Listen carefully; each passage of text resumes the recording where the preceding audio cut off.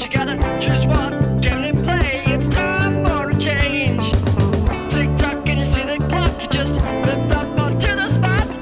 Can't you feel it's getting hot? It's time for a change.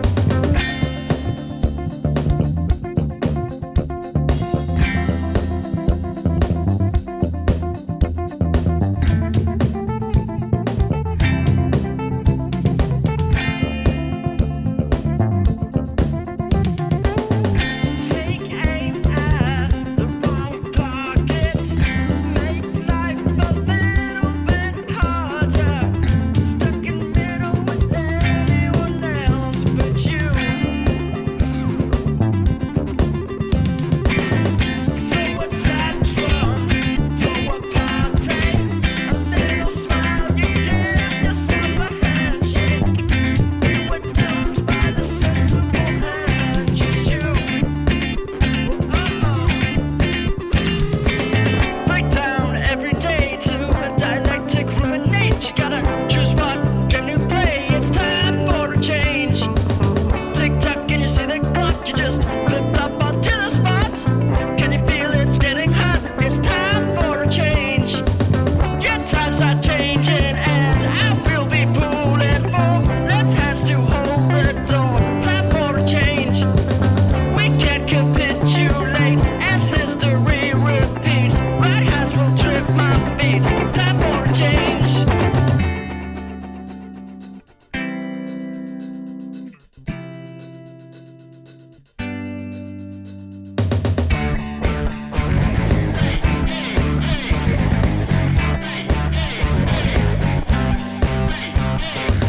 Can we just watch as the cycle repeats? As it comes round, it hits every beat. It can't be argued down, it can't be tempered now. We should just burn it down to stop the burning now.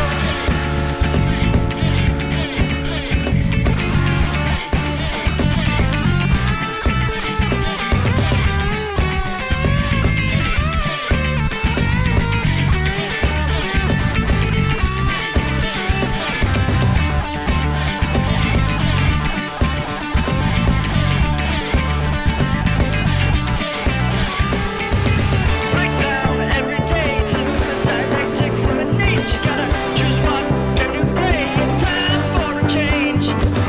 Tick tock, and you see the clock. You just flip up onto the spot. Can you feel it's getting hot? It's time for a change. Yeah, times are changing, and I will be pulling for left hands to hold the door. It's time for a change. We can't capitulate as history repeats. My hands will trip my feet. Time for a change.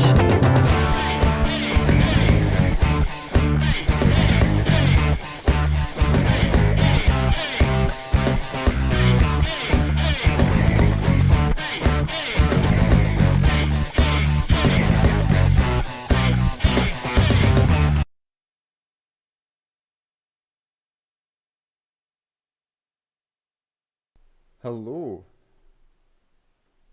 Can we all hear me? Is everything just everything up? Everything running? We're all able to see and hear? Woo! No fucking mutes this time. We're all okay. A tad echoey. Let's take a look.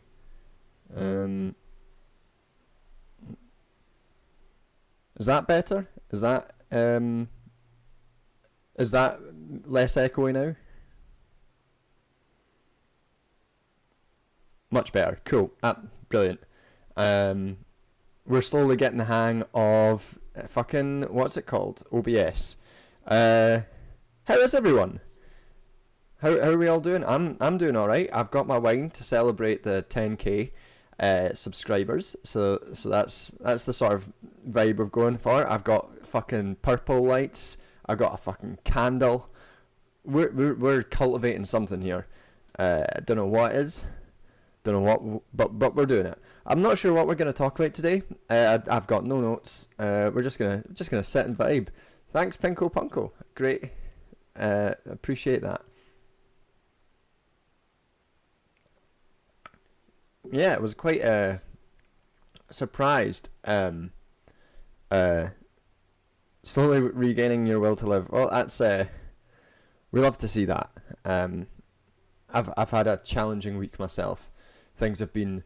I had a friend visiting over the weekend, and we drank from Friday until Monday, and I've not really recovered yet from the drinking a bit, but also the fucking the tiredness. That's the first day I've not felt like death all week. So we're doing okay. Yeah, post video stream and 10,000. Yeah, it's kind of didn't. I thought I might hit 10,000 on this, but I didn't quite anticipate how well that video was going to do. So that was kind of surprising. Quite glad I had my friend round on the weekend just to weather the storm of being perceived. So that was quite nice. We got a bit of distraction from that. Yeah, nice. I don't know. It's kind of a weird moment to come up to. Yeah, it is up to nearly up to 11k. It's suddenly a very strange thing to like go from being like very few subscribers to suddenly like a decent sized. Hey, there he is. There's Liam. The cat's quieting down a bit, Liam. But he's become even worse of a demon.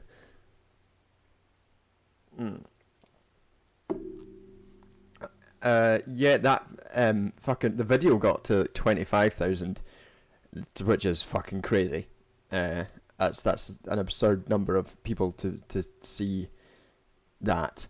I kind of wish get him on the stream. He's not allowed in the room. I'm not having him on the stream. Last time I let him in the room, I had to chase him out for ages. The other night he broke into my room. I don't know how. The door must have been on the latch. I thought it was closed, but mustn't be fully closed. And next thing I was dozing off, and next thing I know, the fucking kitten just jumped on me. I got 150k views on the whole channel. That's a lot of views. That is a lot of views. Yeah.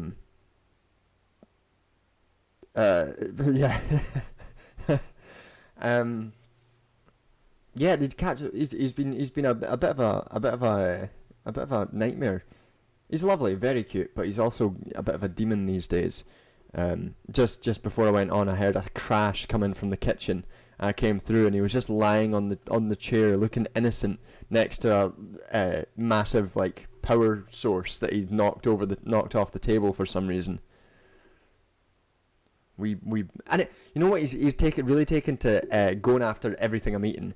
Like to keep him away from all my food is a constant struggle. He's like climbing over my shoulders to try and get into my soup.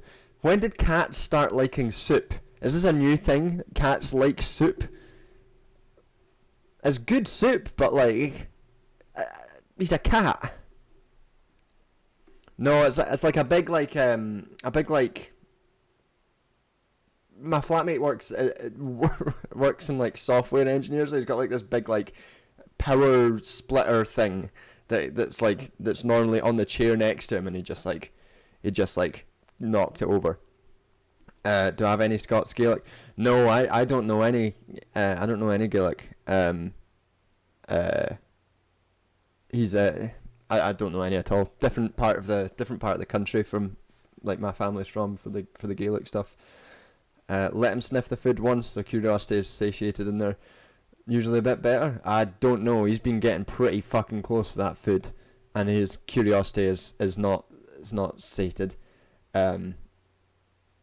Yeah, I think he is a smart little cat.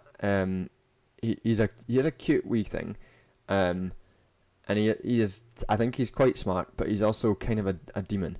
Hi, Bubble Boy. Welcome to the stream. We're just vibing. I've got wine.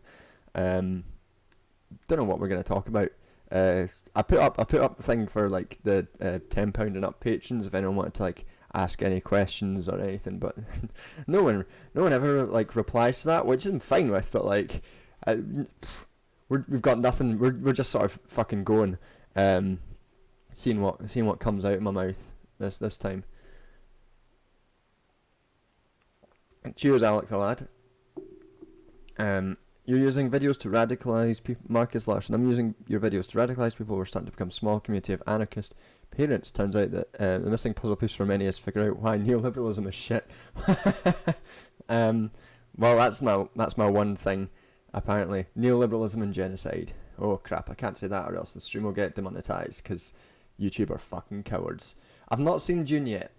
I was meaning to go this week. I was meaning to go on Tuesday, but I woke up on Tuesday having slept terribly, partly because of the cat. And I woke up with a splitting headache, and I was meaning to like go into university and then see it on the way home, but I just didn't bother because I was knackered and my head was sore. But yeah, no, I've not seen it yet. I want to see it soon. Lots of people are saying it's good. I love the director. He's one of my favorite directors. Yeah, I've heard that Davil. I've heard that it's over. It's strange how neoliberalism is over, considering all the stuff coming out from the Democrats right now. The apparent big anti-neoliberal spending plan from the Democrats is being chiseled down. Things like maternity leave and paid healthcare, all being chiseled away. You know what's still staying though is the demand by the Biden administration that states engage in public-private partnerships, very similar to the stuff that came out of New Labour. But you know, neoliberalism is dead, so that doesn't matter.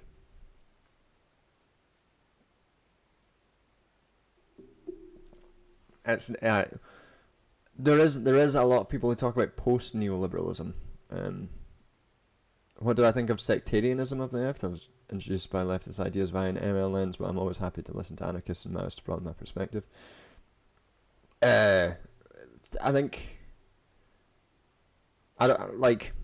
there is a lot to learn from all of those different perspectives. There's a way to make me disrespect you, or like lose respect for you very quickly, as if you're like one of those other people. Like anarchists get the butt of it a lot. If people like immediately denigrate anarchism as like as something that's not a serious intellectual and like praxeological tradition, if people denigrate that, then I immediately start losing respect for them, because it just shows that you're not willing to engage with it. But then there's like the people who talk about infighting on the left, and then when you got a lot of this with the last video, people will be like, why are the left infighting like this? It's like, that's not infighting, that's dealing with a massive problem, which is a different thing to what you asked. But that's annoying. What's up, buddy? Glasgow here. Admire your efforts to create a space for interesting discourses. Thanks, Andy. I love Glasgow. Lived there for 7 years. Great place. I hope you're enjoying COP and all that disruption.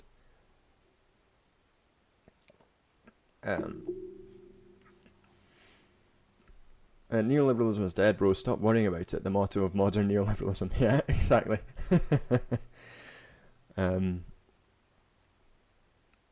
Will I die if I start a drinking game whenever you say neoliberalism? Yes. Don't do it.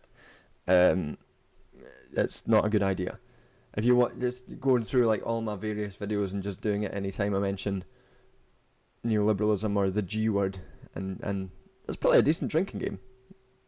Best drinking game I ever played was that Pinko Pungo. I don't even consider people like Caleb Maupin to be a Marxist-Leninist in any sort of serious sense. I don't consider that to be something that a legitimate title for him. Best drinking game, Mario Kart. So you play Mario Kart, and when we first played this, we made a mistake because we played it that you had to finish like an entire beer before the race was up, and we'd like finished a crate within 40 minutes, which is less than ideal. It was like 8 o'clock on a Wednesday, and we were fucked. Whatever. It was like really early in the night, and we got fucked. But Mario Kart is a good game.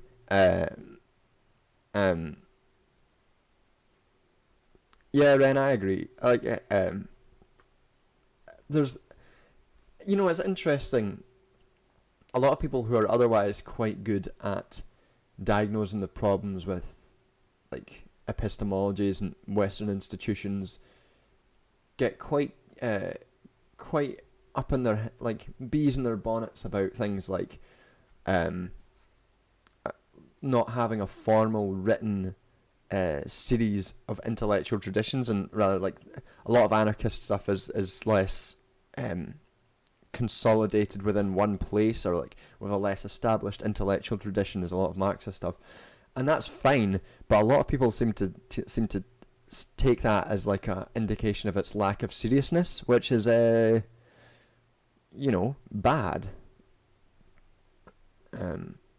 Maupin seems to have a mostly homemade ideology. Everyone has a homemade ideology, but his is just shit. I think he's just a fucking racist weirdo. Like, he's not a Marxist by any meaningful sense. He uses the odd bit of Marxist language, but misunderstands even the most vulgar of them, to the point that it's not even Marxist analysis. It's just shit. And a dork. And I will stand by that. I'm already a leftist, but I feel I have to further educate myself on Marxist-Leninism. What books would you recommend as a good way to start deepening my knowledge? I mean, Lenin. Lenin's probably a good place to start. Imperialism is a great book, a great wee book, which is useful for everyone to read. State and Revolution is also good. Yeah, I'd probably, just off the top of my head. And books by Mark and books by Lenin, yeah. Yeah, Pinko Bunka's right.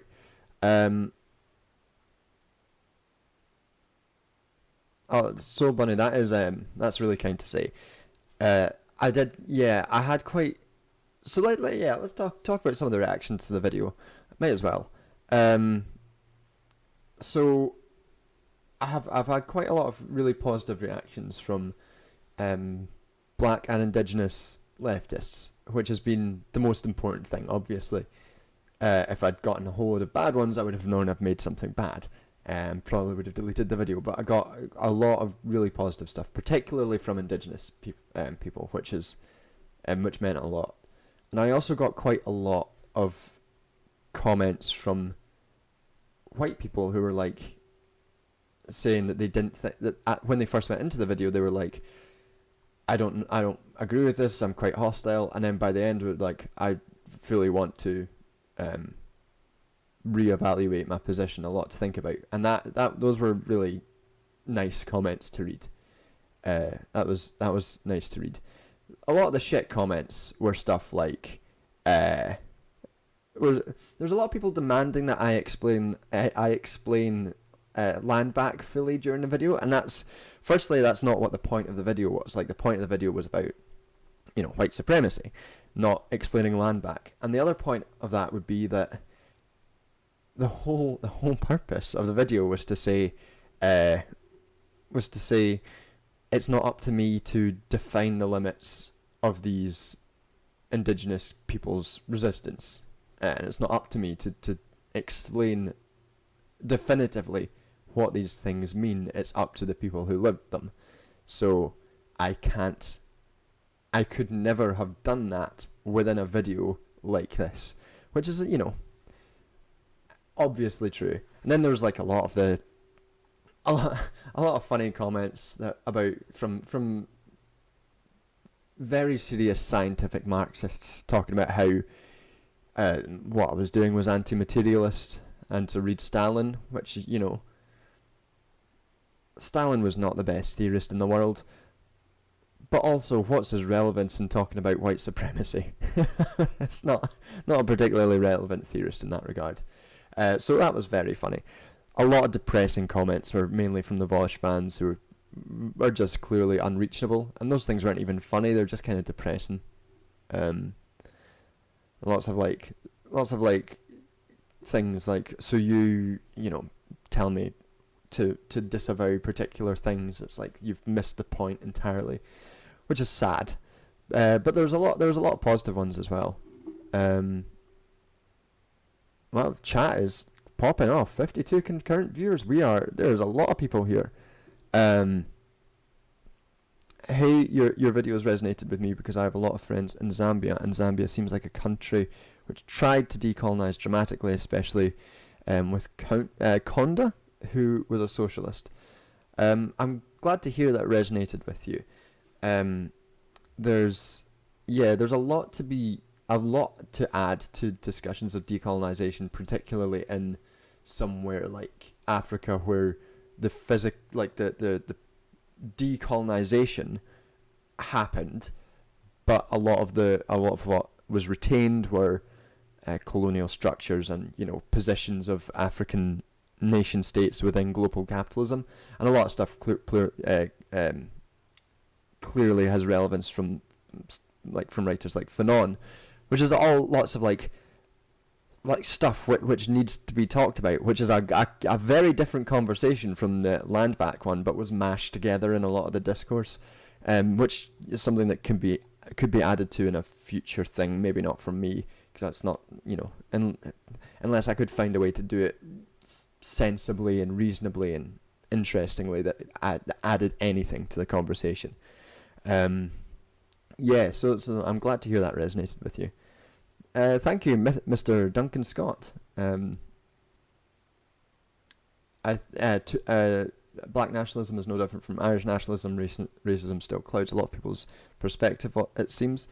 Yeah, I mean, I'm right in saying Cedric Robinson in Black Marxism draws a consistency between Irish republicanism and Irish nationalism and black nationalism or black radicalism. I think that's true. Someone who knows the book better than me will have to confirm or deny.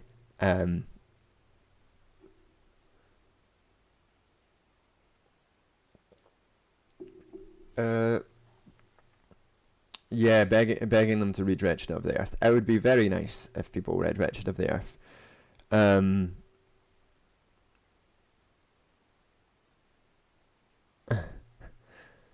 He does do that in Black Marxism. Cool, thanks, Bubble Boy. I thought I remembered that. It's been if I misquote something Cedric Robinson says, my friend Kieran will probably beat me up, or he'll try to. So I'm not allowed to say that.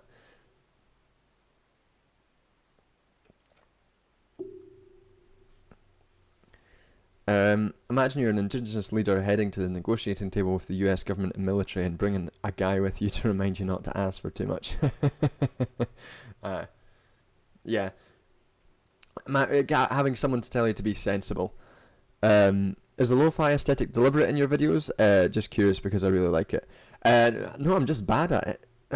Sorry, I wish I could say it was a deliberate aesthetic. The lighting in the last video, the reason why it was so bad, and the reason why the video quality was so low was because I had to film at night time. I'm normally used to filming in the day, but my flatmate, since I moved here, my flatmate works in the day. I had to do it at night time. Have no idea how to light anything. Have bad lights. It was all a mistake. Embrace the lo-fi. I guess I could make it deliberate. I could pretend that it's deliberate. Lo-fi. Yeah, it's just I'm bad at it. Sorry. I wish I could say it was some sort of deliberate stylistic choice. But, it's just because I'm shit at doing this.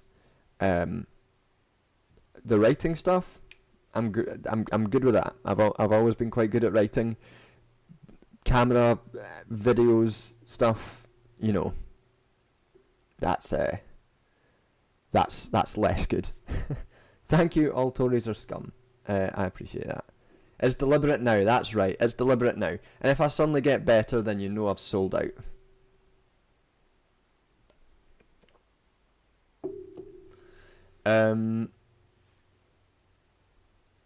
Thank you. It's been quite a surprising, quite a good year. At the start of this year, I had a Chill Goblin, welcome. Grainiest videos on BraidTube, that's right. So we can sell that to them. Hey, do you want good analysis and bad videos? I'm your guy. Aberdeen, yeah. Sorry, Aberdeen. It's not great.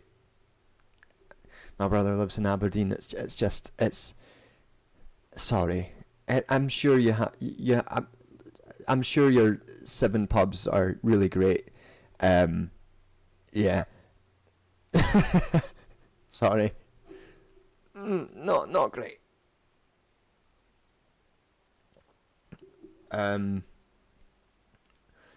Yeah, welcome, Chill Goblin.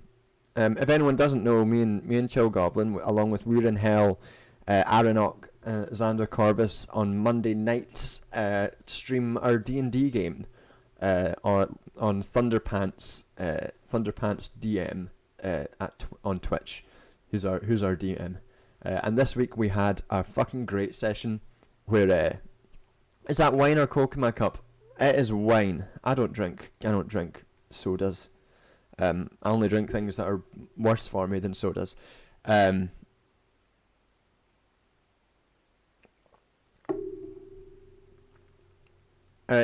we stream our D&D game on Monday nights at I don't know the times in America. 12 a.m. British summertime till 3 a.m. I don't know what that is in America. Sometime. And last session was fucking great. My dear sweet character Joe Bogan, who is the kindest, sweetest being in the world. He survived a wrestling match while Xander's character, we don't know the fate yet.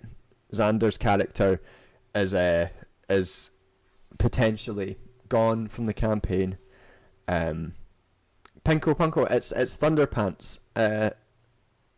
So if you go at Thunderpants DM on Twitter, then you should get a link to it as well.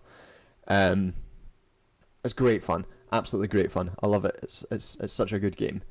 And love everyone that we're playing with.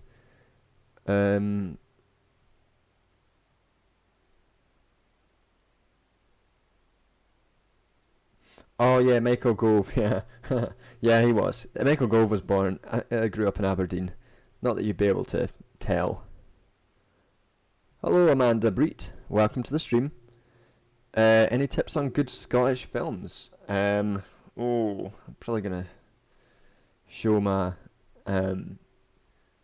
lack of culture at this point.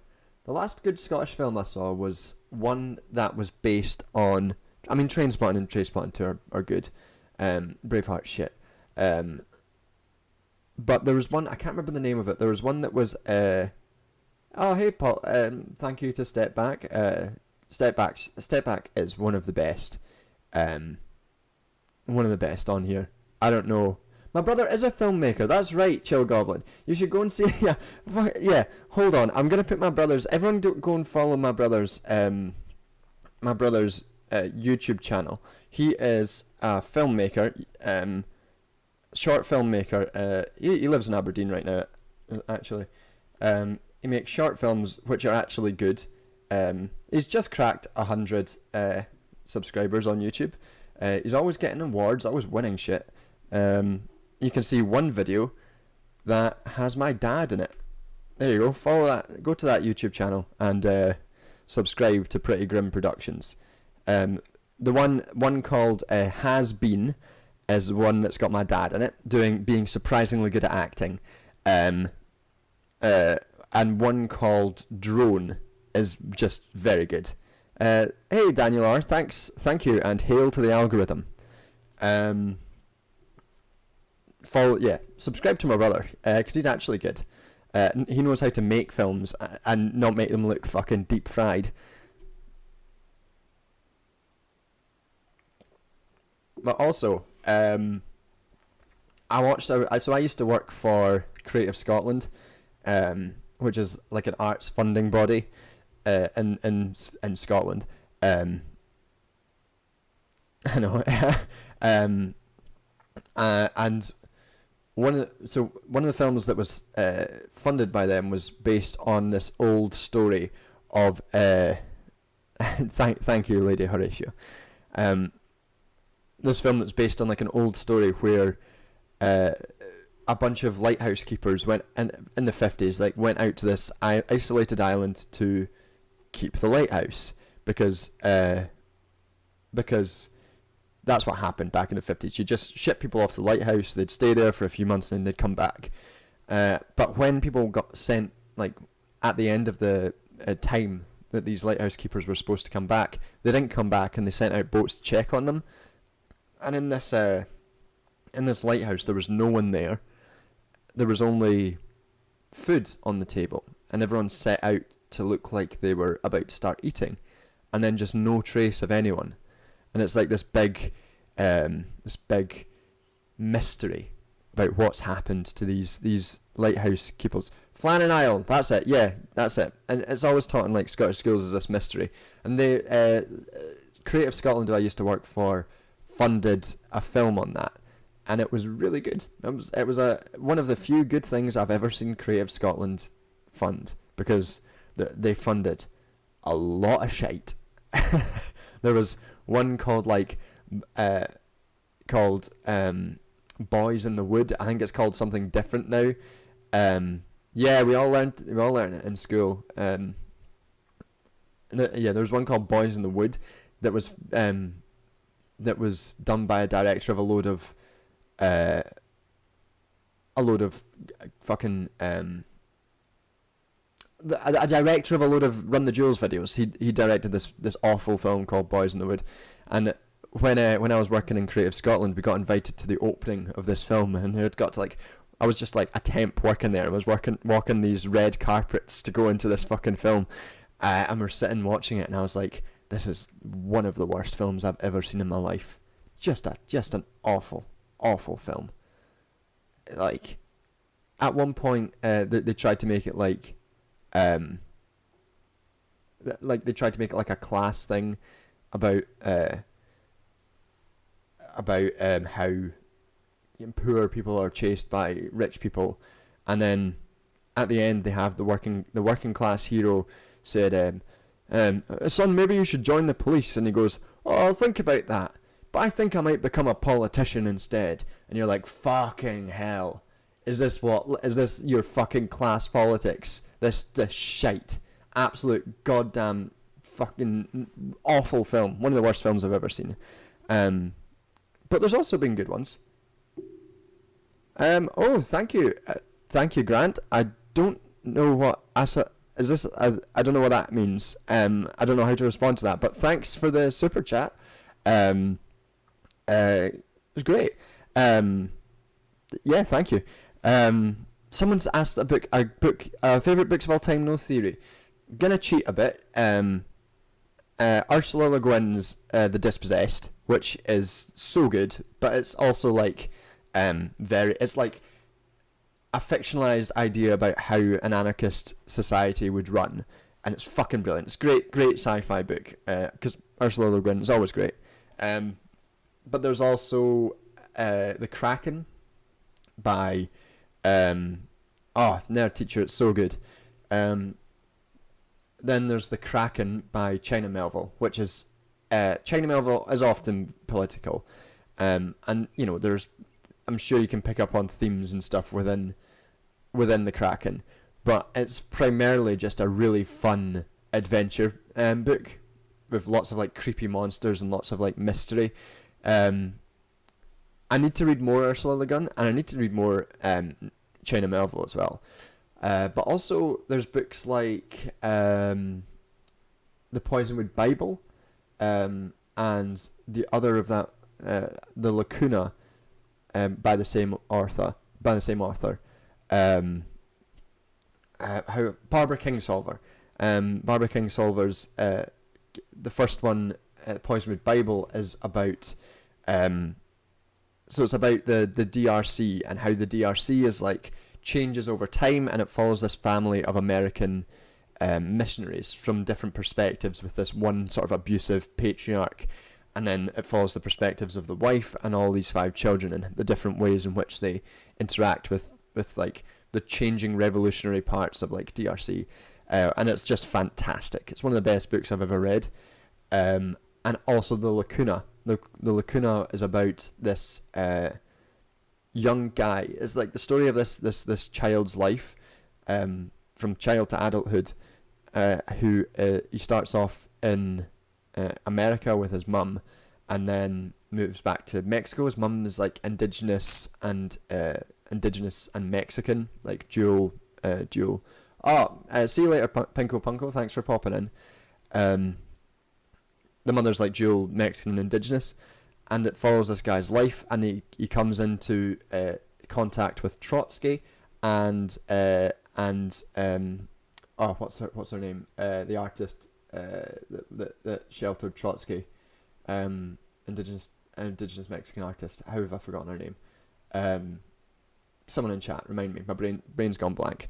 Frida Kahlo. That's it. Yep. Frida Kahlo, and he comes into contact with Frida Kahlo and Trotsky, and like follows them, and like becomes their cook, and then becomes an author in the US as the McCarthy witch trials are going on, and it's like just follows his life, and it's a really interesting and really good book. So yeah, those are sort of my main favorite non-theory based books. To The Dispossessed by Ursula Le Guin. Le Guin, Kraken by China Melville, and Poisonwood Bible, and The Lacuna by Barbara Kingsolver. Thanks for the super chat. April marches on. What do I think of Richard Wright's bigger character as read through Robinson and Black Marxism? I've not read Richard Wright's. I've not read the character, so I can't give it any real engagement with it, unfortunately. I know that Davil was reading it. Davil, who's in chat, was reading it, and took issue with the way that not Robinson, but fucking hell, my brain has died. Yeah, you can take that, Davil. Yeah, I'm afraid I just can't answer that. I just don't know. I should read Richard Wright. It's just I've not gone around to it yet. Sorry, I can't answer the question. If you've got another one, just fire it in. Yeah, sorry. Kraken was great. I really enjoyed Kraken. I want to read more of China Melville. I read Melville's history of the October Revolution was really good.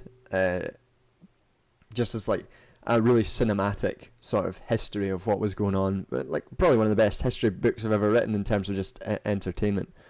Le Guin popped up in the last week for seemingly not being a TERF when Atwood seemingly had some poor takes, which is a shame. Love some Atwood. The Madadam trilogy is wonderful. Yeah, Le Guin's always got great. Le Guin always comes up with, like, anytime someone has said something terrible, there's always a Le Guin quote of her being just fucking on it and correct, which is great. This is gonna sound bad. I'm kind of glad she's not alive anymore, because that, you know, she's not disappointing us in the way that a lot of other people are. You know what I mean? Like, I'm not glad she's dead. I'm not saying that, but I'm glad that, you know, she's not been able to be poisoned by the TERF brainworms that seem to have gotten Margaret Atwood. The Margaret Atwood stuff is so bizarre, because I was sure, like, just a few years ago, wasn't Atwood fully, like, repudiating the TERF stuff, and it just seems to have been like someone's got to her, and it's like, it's weird. Like, I don't know. Yeah, I don't know how she fucking, I don't know how that happened.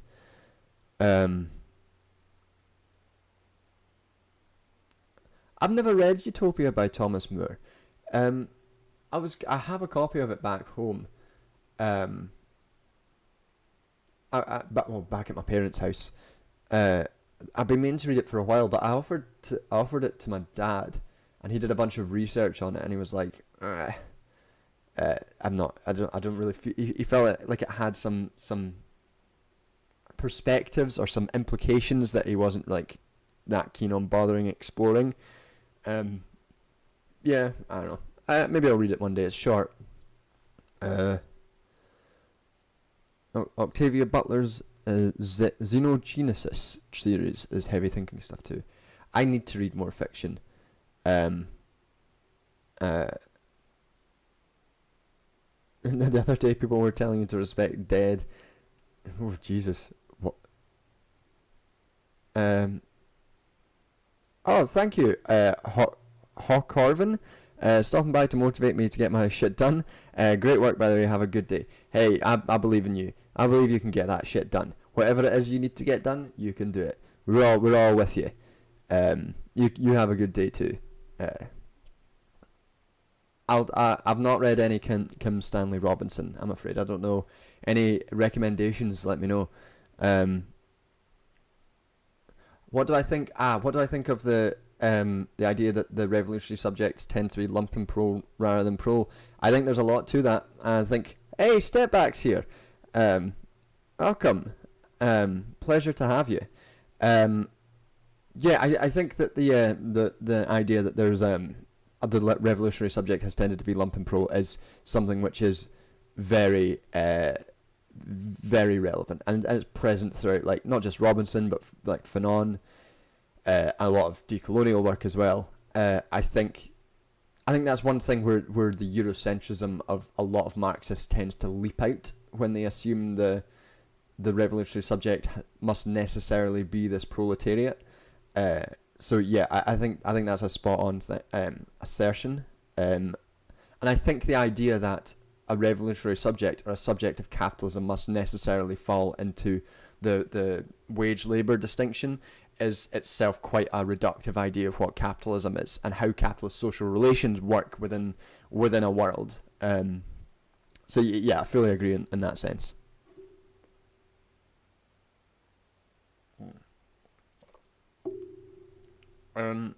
Atwood had some interesting bioessentialism and swerfy structures in her novels for a little while. Really,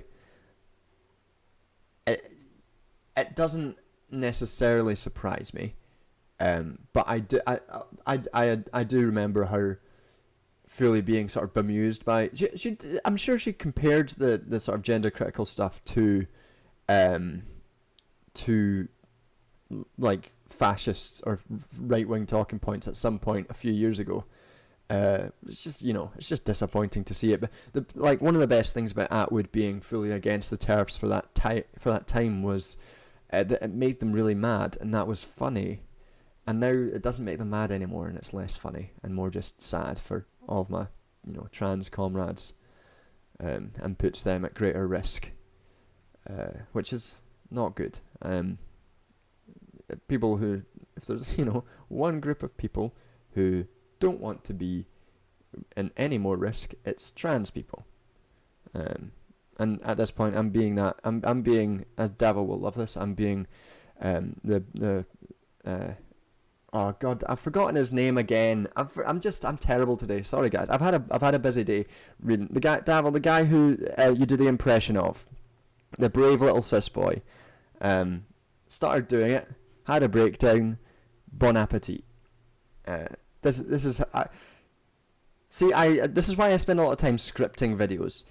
James Acaster, that's it. Yeah, see, this is why I script videos, because this is what happens when I'm not scripted. I forget the names of James Acaster and fucking Frida Kahlo. Two comparable people apparently.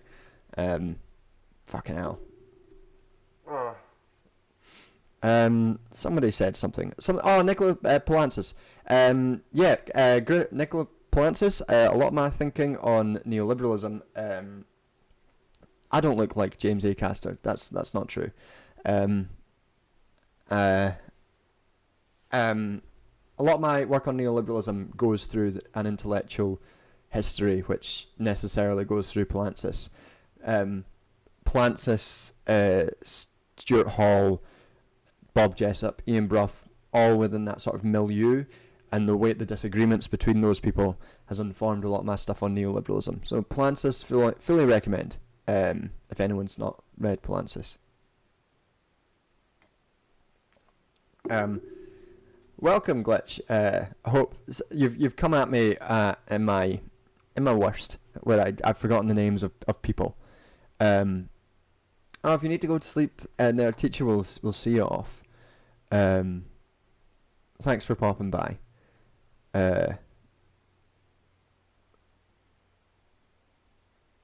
Yeah, I'm the nobody likes the TERFs. I'm fairly certain even the TERFs don't like. Oh, you're not going to sleep? Oh no, okay. Sorry, misread you. Yeah, even the TERFs I think are tired of the TERFs. Look, I don't know. I do this to you every time. I'm doing my best. I'm not good at streaming. It's all uphill from here. Good place to start. Exactly. Yeah. Get me at my worst. That's why I always say, start at my worst, and it can only improve. Oh fucking hell.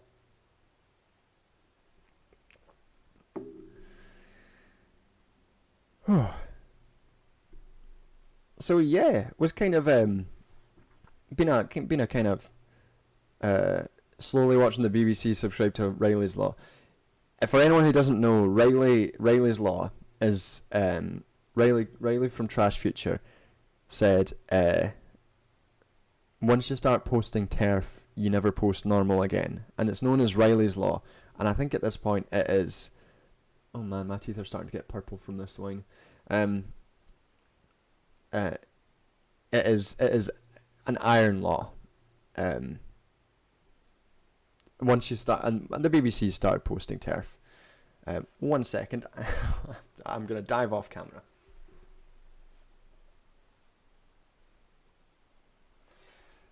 I'm trying to wipe the wine stains from my mouth. That's saw some of Step Back's reaction to your last video. It was very complimentary. That's incredibly kind. Step Back. I was saying. Hey, Kian. What's up? Can Trash Future stop lathing horrors into him? Yeah, I was gonna say. Step Back is constantly amazed by his absolute breadth of knowledge on everything. Just an incredible sort of creator, YouTuber. Just great breadth of knowledge. Constantly impressed by everything that he does. I'm suspicious that when Kian's in chat, what's he gonna say?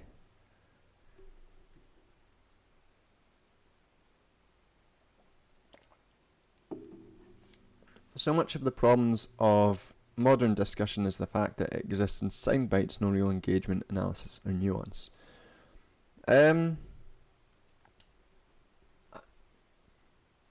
get what you're saying. Kian, clean your room.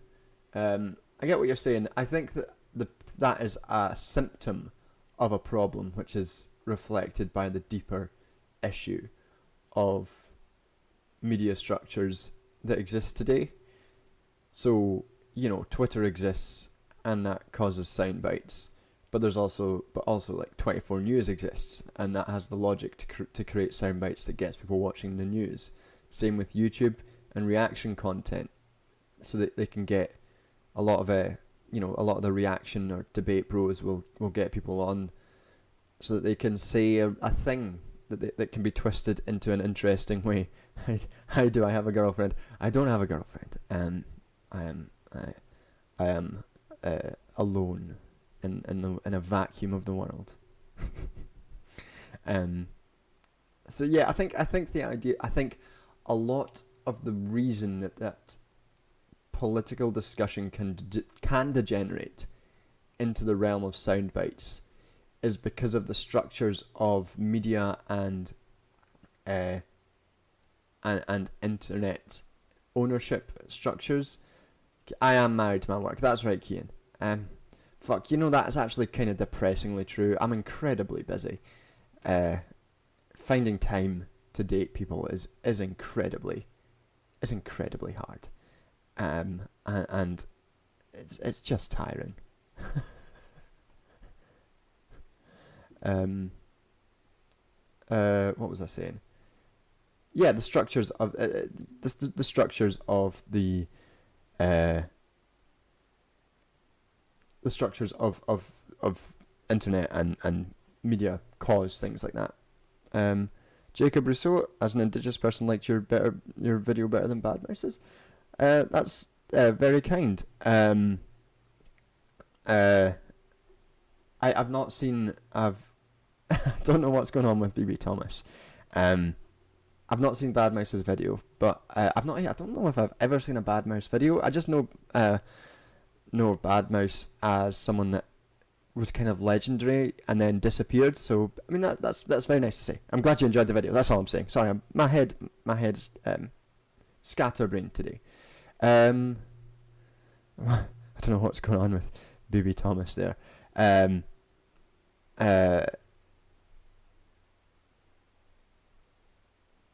I really appreciated your last video. I'm interested in more discussions you had with people from the Global South. If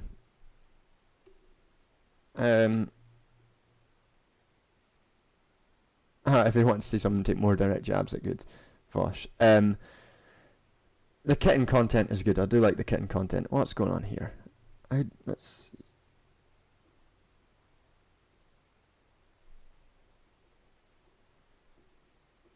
Yeah, so it looks like we've got another bot in the chat. Yeah,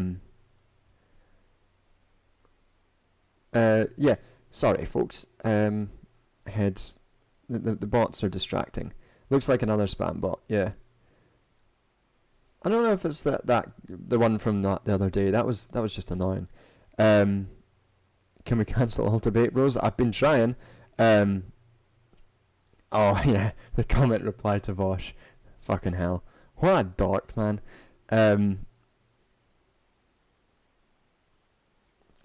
Yeah, I wasn't gonna. A lot of people were like warning me against fucking talking to Vosh, and I was like, you don't have to worry, guys. I'm not gonna talk to Vosh. it's not gonna happen. You know.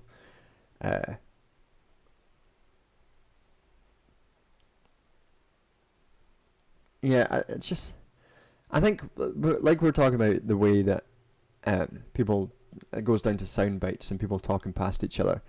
The way that I think debate streams work these days, or all the time, is through that sort of requiring a sound bite to prove your victory over someone else, so that you can, you know, prove your nice to have you. Have a good night. Yeah, I think a lot of the issues with things like sound bites, especially on the online left, can be traced back to that sort of debate sphere, and the way that sort of the sphere encourages that kind of behaviour, because it necessarily does. I have a friend that has been pretty left but is falling into destiny. Weird this late, I keep trying to keep him out, but hearing him take more and more neolib takes, it's difficult to understand anyone engaged with these debate bro streamers. So that was one of the saddest things in the whole ordeal for me, which is obviously not the most important thing, but like one really sad moment for me during the whole sort of drama around indigenous rights or decolonialism was seeing a person who I knew and was like, I knew as being a fairly like decent person, who I'd been seeing go into that sort of sphere more and more, and as they did, coming out with more and more kind of not just social democratic or neoliberal or whatever positions, but coming out with a straight sort of, you know, the straight racism, the straight white supremacy that I talk about in this video, and reacting to it in a way that was making light of it, making light of the accusation, and making light of the idea that what they're doing was white supremacist. And it was like watching someone get radicalized. Genuinely, it was like watching someone be lost to like the radical like the radical right in a similar way. It's kind of sad to see that. So I can understand why watching someone get into the sort of centrist destiny sort of world is quite a sad thing. I think you should pressure the debate bros to go formalise debate with a moderator. I don't think that would deal with the issue. I think it would lessen the issue, but one of the issues with debate isn't just that there is a good type of debate and a bad type of debate, and the good type of debate exists within the university. It's that debate, as it existed in the university, already had these epistemic tendencies towards certain things, like stuff I talked about in the white supremacy video, stuff about like the separation of subject and land, all the sort of stuff, and one of the problems with online debate is it takes existing issues that already permeate the form of debate and pumps those issues up to 11 because they don't have things like moderators, and they're reacting to stuff like live chats, and they make all this money out of it and yada yada yada. So the issue of having a moderator might solve some of the worst aspects of debate, but there are foundational issues with the form itself which can't be overtaken. Vosh got a Native American activist on stream to do PR to double down smearing Professor Flowers. It's sad to see BIPOC used for clout to greenlight their behaviour. I saw that he'd done that. People have left comments on my video saying that, but I'm not gonna take any position on something I've not seen. Has anyone called Debate Bros Gamergate 5.0 in chat yet? Not yet. Someone is very sorry. I'm very lucky. Even as a pasty Brit, I've become friendly with and had my eyes opened by a great anarcho guy who's in Lakota. It's the we can get a lot of curio. Lamer Sophie was talking about this recently, and we can get quite isolated talking about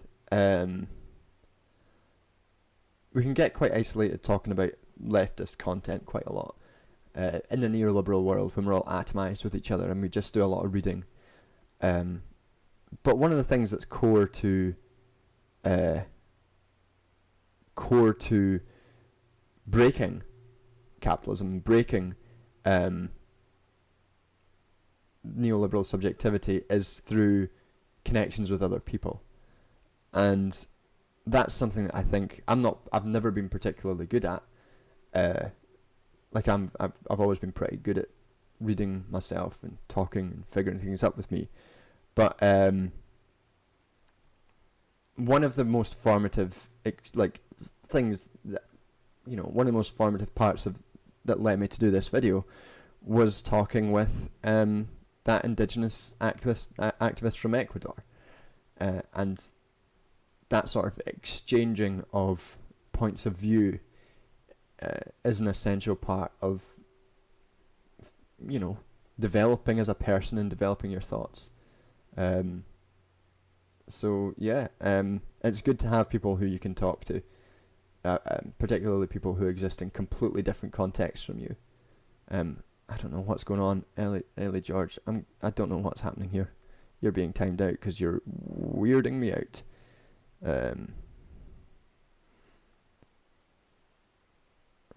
Alright, yeah, I mean, I'm not saying I'm not good at connecting people. I'm saying that my process of working is more like is more when I'm working. I like do a lot of stuff on my own. I'm quite good at like I'm quite good at like talking on my own.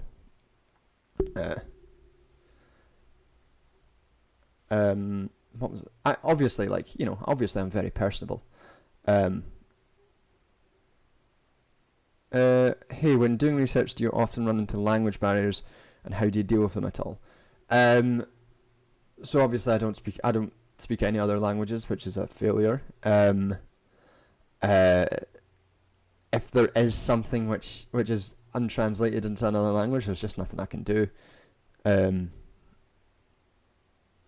Just look for a translation. Google does translations, but they're normally not great. So yeah, sorry, don't really have much of an answer to that.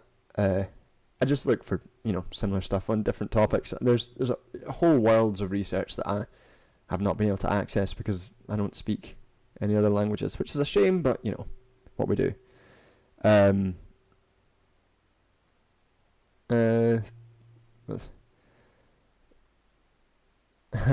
You hate debate bros, but we remember the leech waifu versus JTD debate. The one time a debate was good, when I destroyed leech waifu in the marketplace of ideas. I can't even remember what happened in that. It was quite fun.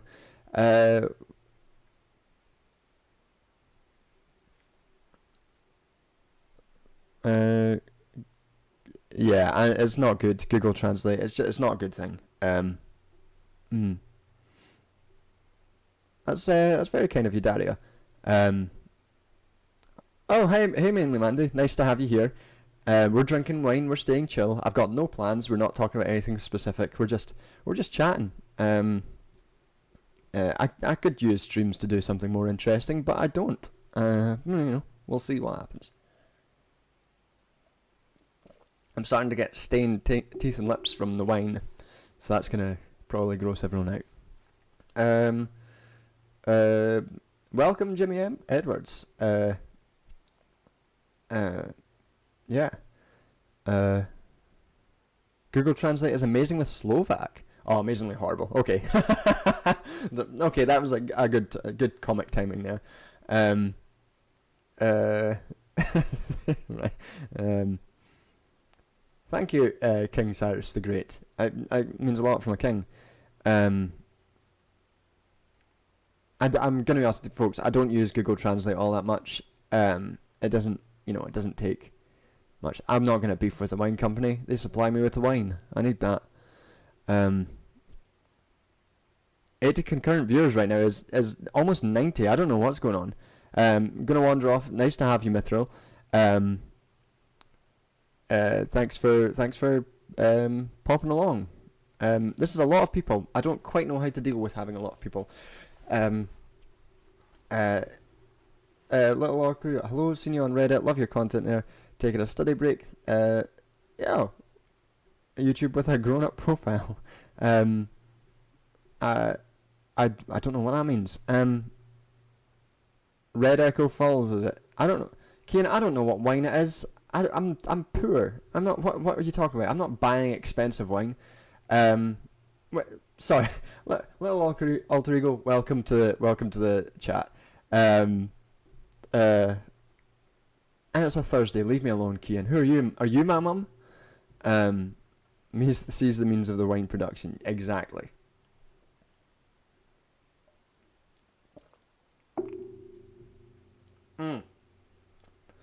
Nerps for Jacks. I don't know specifically about Irish independence, but there is something that's been coming up in my PhD research which is really interesting, which is the connection between GRT activism, excuse me,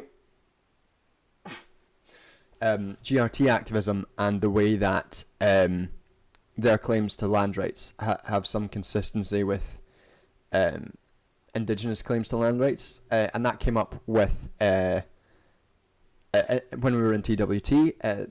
They had a panel on indigenous resistance, and that had someone from Western Sahara, someone from West Papua, and the person from Ecuador that I spoke to, but also a GRT. My microphone's clipping. My microphone's just bad. I'm sorry, folks. It's just not a good microphone. It's not that it shouldn't be clipping. It's not going too high on the fucking OBS. It's just probably bad. I need to get a new one. What was I gonna say? Yeah. So I think there's a connection between GRT, activism and land rights, and the way and a lot of indigenous fights for land, which is, it might be the echo falls clicking on the desk. Yeah, that's probably it. So I don't know about Irish land back. I know less about Ireland than I should. But hope that answers something interesting from you. I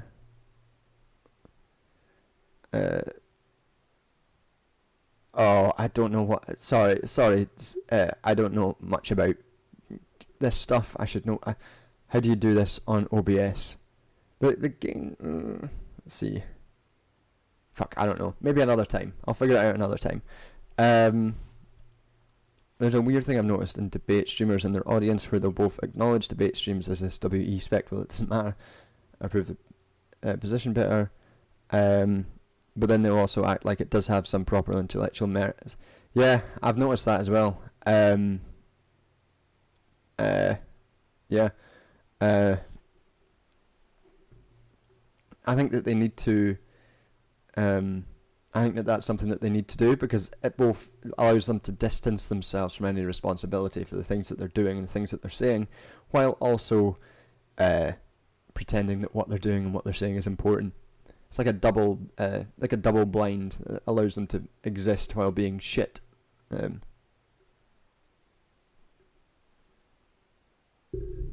I know who James Connolly is. Let's see. Does moving the mic off help? Is that better? I know who James Connolly is. I've not read enough James Connolly though.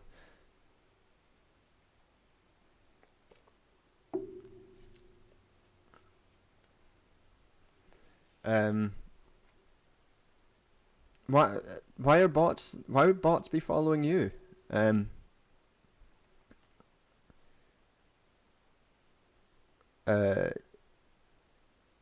Person no one knows. Doesn't matter if you're late. We're just chilling. Nothing important's happening here. We're just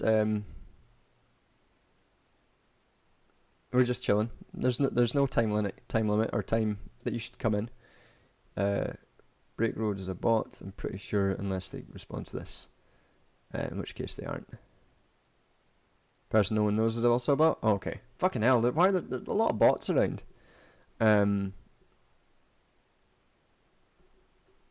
Okay, let's... I looked up how to...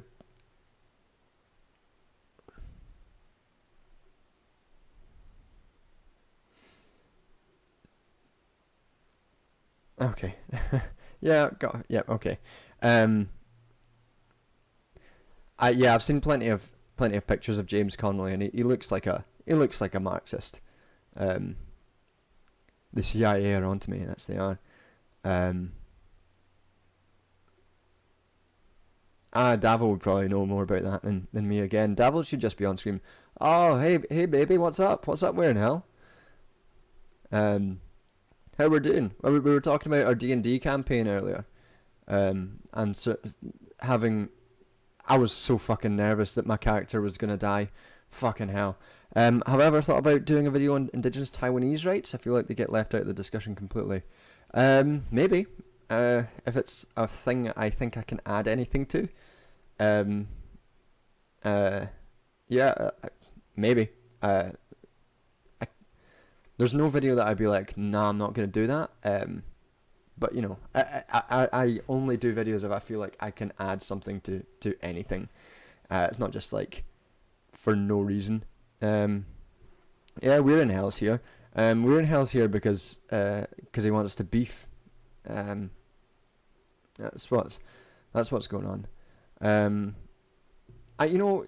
Let's beef We're in Hell. So...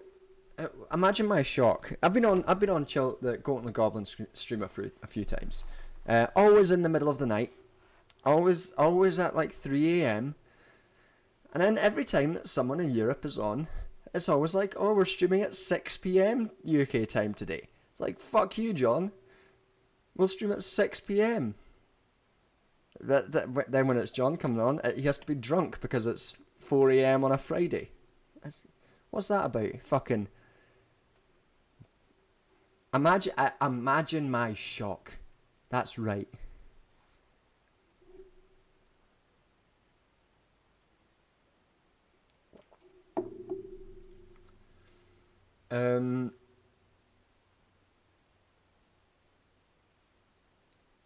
And see you later, Daniel.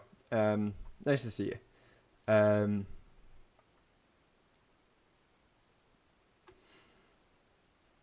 It's time. Sorry.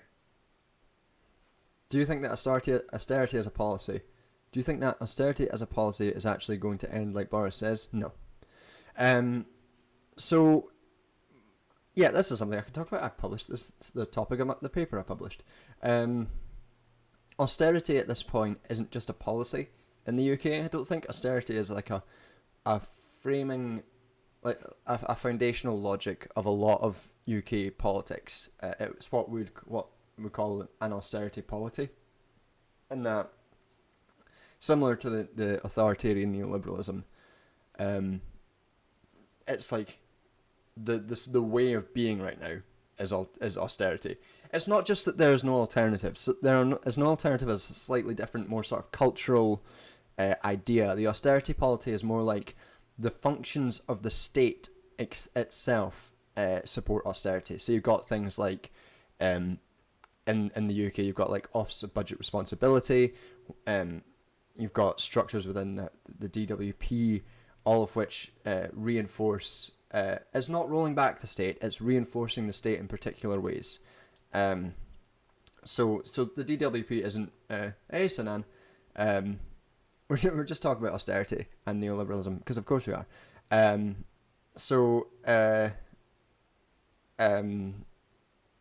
Ahmed Ali, of course I don't like them. No, I don't like them. Thanks for popping on. Was it Shadi N? Nice to have you. Yeah, so the austerity polity is just like a way of structuring politics, the polity of the UK, and I think that's in the US as well. So no, I don't think austerity is over as a fucking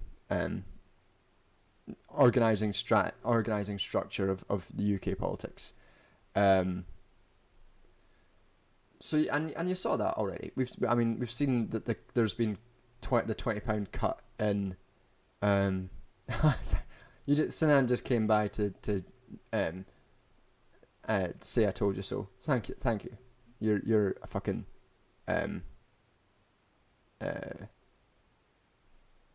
you're a gem.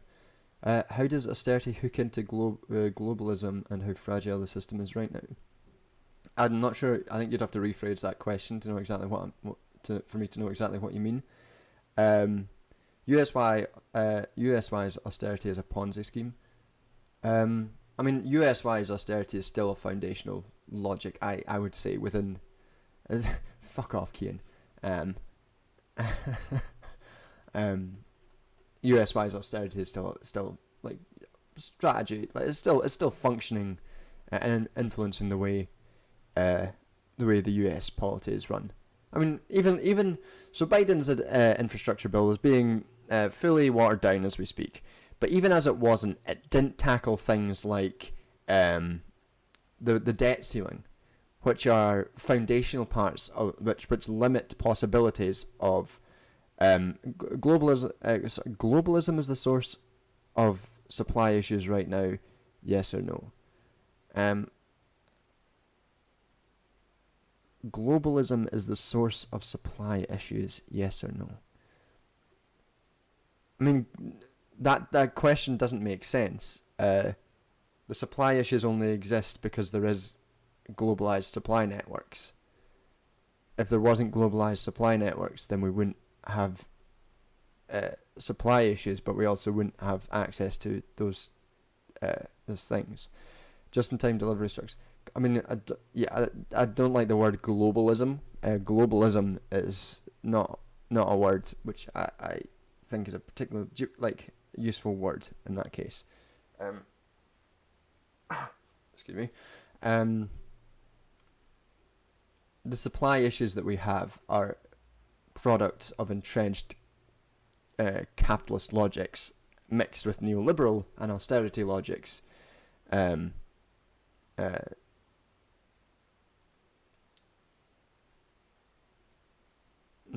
I just work for a living. Oh, okay, it's alright, it's just a dick, don't worry.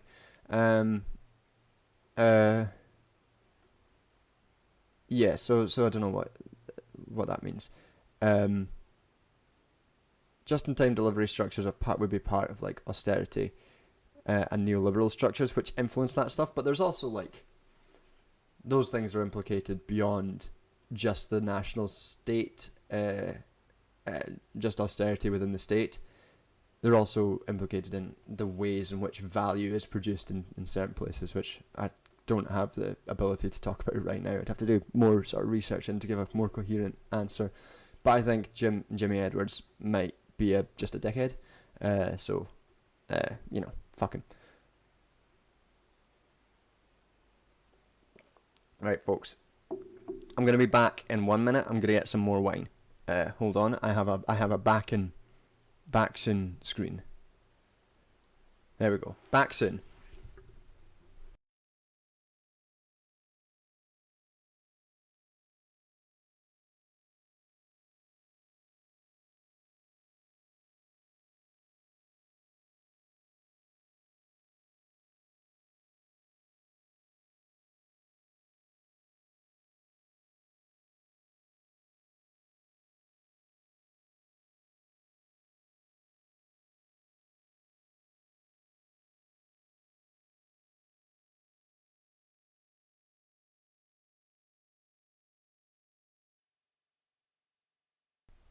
Alright, here we are again. Got the wine.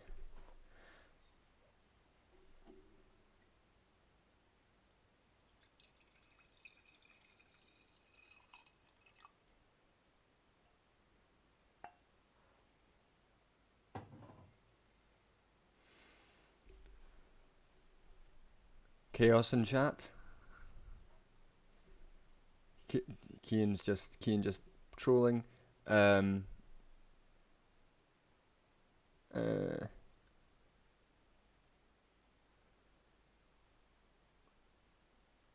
What do I think of the recent spate of articles discussing the Tories' ostensible embrace of big state conservatism, even while austerity is still an integral part of the state apparatus? I think that is a massive problem with how people's analysis is working. Oh, thank you, Nathan. Appreciate it. Yeah, I think that's a massive problem with the way that our analysis is going, and it's my main problem with the neoliberalism is dead takes, because they miss the precise ways in which neoliberalism and which conservative policy is actually going. I mean, big state conservatism. There was never small state conservatism. I think it's a bad way of analysing the world, and I think everyone who engages with it is doing bad analysis. That's basically my thoughts there. It seems much easier to make profits out of rentier activity like usury or landlords than making things. Yeah, I mean that's always been the case for a while. You need that. It's easier to own. It's always easier to own than it is to make things. Bubble Boy saying, I just remembered a screenshot of a Maupin book where he explicitly says that right-wing globalist conspiracy theories and left-wing Lenin theory of imperialism are actually the same. Yes, I'm aware of that quote, because Caleb Maupin's the word vulgar Marxism doesn't apply to Maupin because he's so far from Marxism that it's just vulgar. It's just vulgar thing. For a guy who's constantly talking about Lenin, he doesn't seem to have read it. It's like when Maupin talks about how the idea that what's it called, like the idea that degrowth or whatever is anti-Marxist because you needed to develop productive capacities, blah blah blah blah. It's like, that's not how you engage with Marxism. You dope.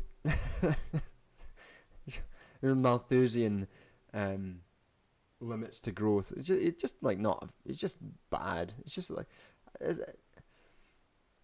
There are some conspiracy thinkers who you're like, I can understand why people follow this person because they're charismatic and they've got a degree of intelligence.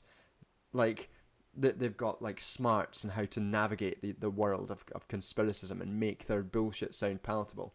But like, I don't understand Caleb Maupin because he's not either of those things. He's just a boring dipshit. Why? I just don't understand why he's a thing. It's weird. The workers' movement has always been internationalist. Internationalism is key. Globalism is a capitalist thing. Yeah, I mean,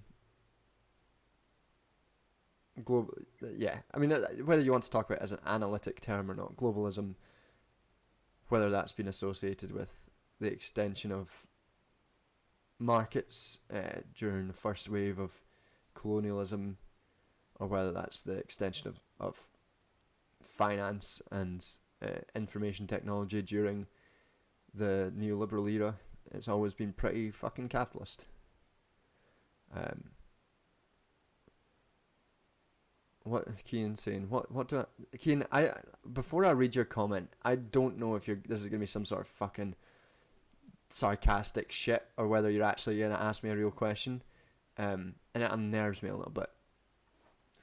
What do you make of the ANCAP Tories, aside from their sheer insanity, that don't believe in neoliberalism or that the Conservatives are actually free marketeers?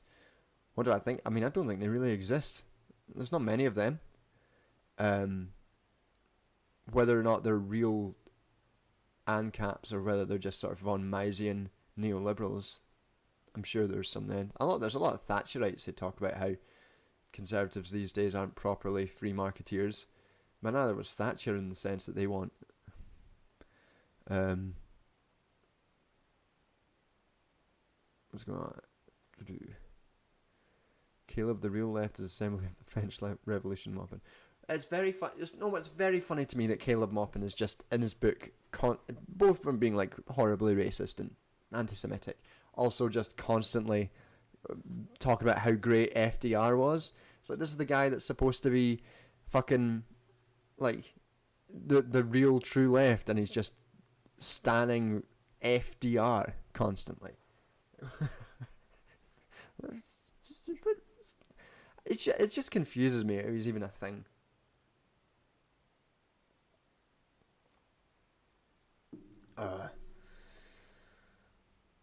I would say that globalism, as weird as a phrase, globalism is weird as a phrase. The motion of globalization is a result of, as I said, exporting industrial capital and expand. Yeah, I mean, globalism to me just sounds like a. I mean, it's too associated with the conspiracy theory. Hey, thank you. A boy named Sue. Thank you and welcome.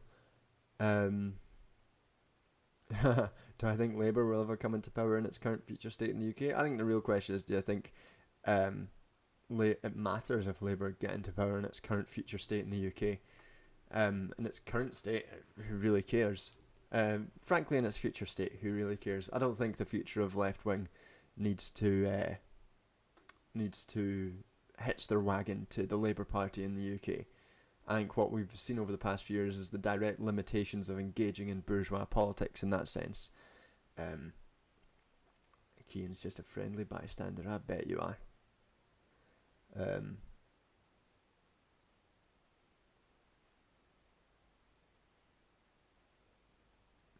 Yeah, I mean, I wouldn't. I don't think Labour in this state have a chance of winning, and I don't think it really matters if they did or not. Who really cares? We need to think of ways outside of the yoke of the Labour Party. Yeah, outsource the Labour Party. Get involved in union and community organisation instead. It's far more productive, and you probably won't be filled with a deep sense of hatred for yourself and others than get involved with the Labour Party.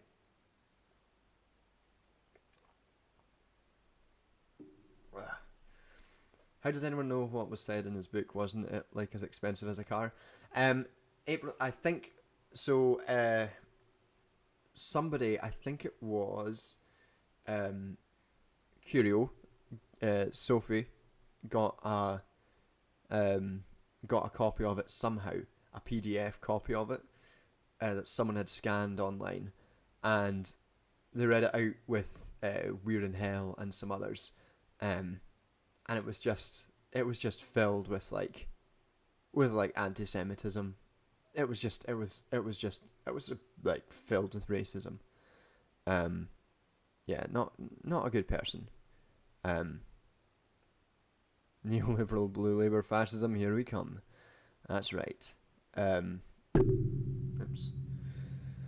Yeah, unions in the UK are really bad as well. A lot of the bigger unions like GMB are bad. They a lot of the time they work to facilitate the tension between workers and capital rather than oppose the relation, like with worker power oppose capital. Yeah, a lot of the unions are bad. They've become part of the ideological state apparatus as well. A lot of them. A lot of the smaller unions are better. UVW, IWGB in the UK are pretty good. And a lot of the community unions as well. Acorn in the UK. I know there's a different Acorn in the US, which is bad, but Acorn in the UK is good as a community union. IWW is also good, yeah. But yeah, GMB, things like that are bad, and you know, basically part of the ideological state apparatus. Yeah. If you're in Ireland, CATU. I don't know the Union for Tech Workers if you have one.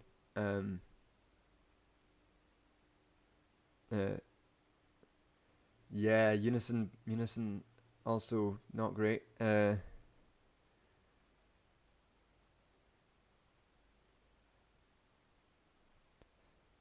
Yeah, I mean, what you're saying about, like, I think what the issue with is not just both sides of the Atlantic, it's not winning.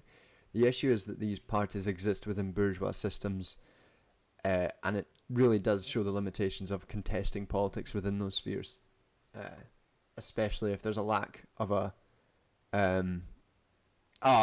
Sorry, I will complete that thought later. Have I heard about Yanis Varoufakis' claim that capitalism become techno-feudalism? No, it's a bad claim. I've heard the claim. It's not a good claim. As much as I like a bit of Yanis, as much as my mum fancies him, it's not a good claim. As you see this claim put up quite a lot, that capitalism is veering towards a form of feudalism. It's not. It misses what capitalism is and what distinguishes it from feudalism. He's allowed to be wrong sometimes because of his hot dad energy.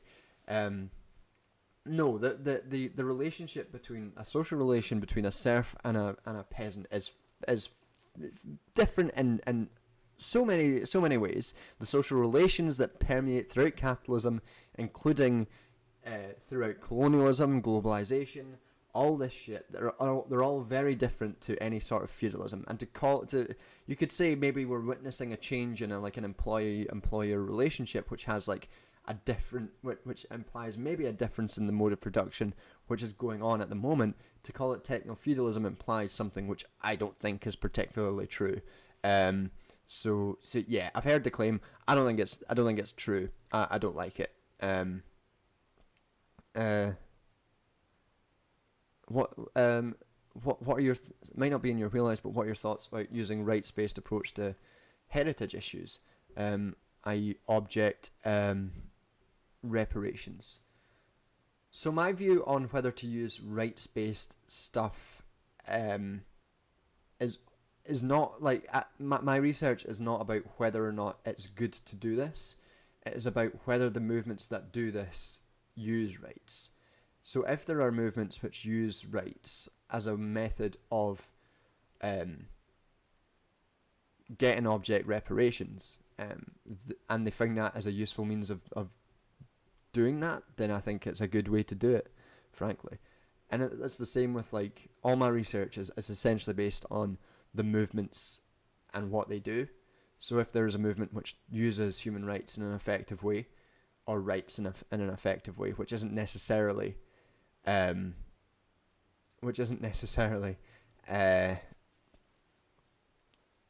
I've lost my train of thought because I read that funny comment about saying ooh woo.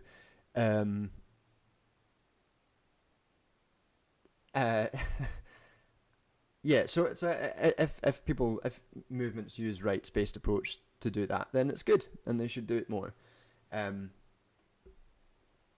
I would suspect there would be groups that do it, in terms of what I've found so far in my research, because a lot of the movements that have been using human rights or rights-based language in radical ways have been the ones that do it in the realm of social reproduction, and I think areas of cultural reproduction fall into that. So object reparations would likely fall into that realm. So I would be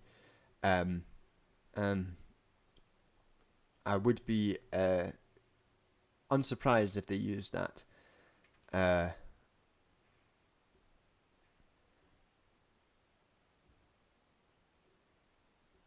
need to run the wine, need to refill, the shop closes in minutes. Well, you've got to get the wine. The wine is what you need.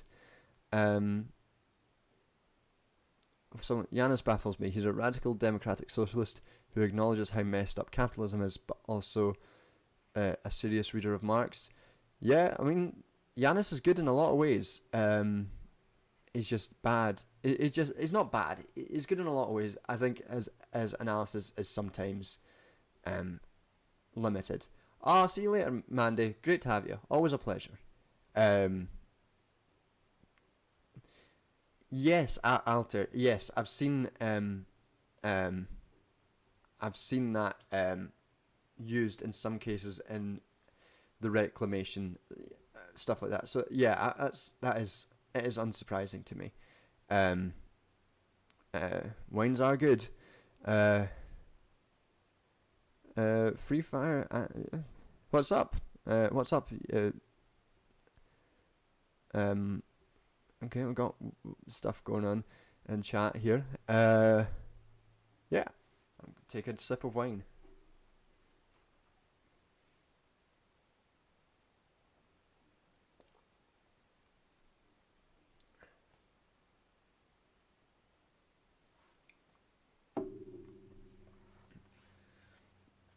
There's a tendency to relate changes to systems that brutalise humans as feudal, not because it is, but because some liberal development teleology is done. It's done with fascism too. Yeah, Kean, you're right.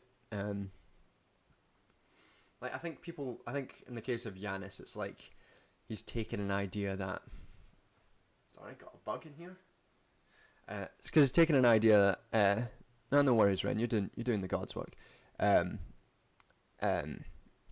He's taken the idea that feudalism held people in particular conditions, and then capitalism is now no longer freeing labour but keeping it in particular conditions, and it's based on, I think, misunderstandings of what free labour is and what serfdom was, and it does play into the sort of teleology stuff. Linear notions of stages development and all that, which fucking hell, it's got 1,831 playbacks. That's a lot of playbacks. 69 likes, nice. Sorry, this has been a very busy stream. Nice to have you all here. Is everyone just enjoying themselves? How are we all feeling? How are you guys doing? Let's focus on you for a second. I've been talking. This is like a date now. I've been talking about myself for too long. Let's say.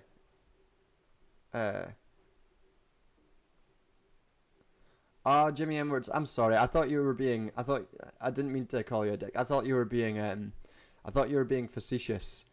And I thought you were using globalism as like a conspiracy theory stuff. If you weren't, that's my bad.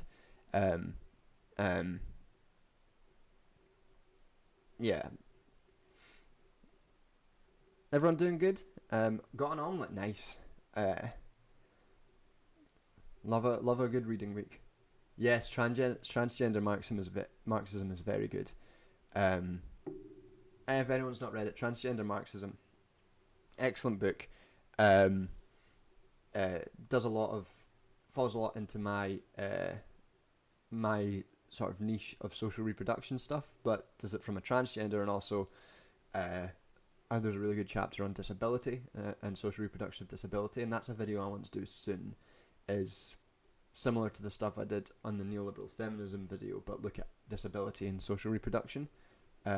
So that's yeah. Read Transgender Marxism. Welcome, Kieran. Thank you. I'd like to see June as well.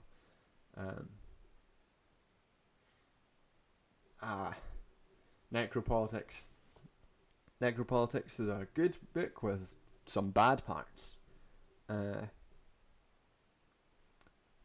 No, Kian, I don't fucking play to your hymn book. I don't play by your rules. If you wanted me to add some Anglo-Saxonism in it, you could have said so, but I would have ignored you.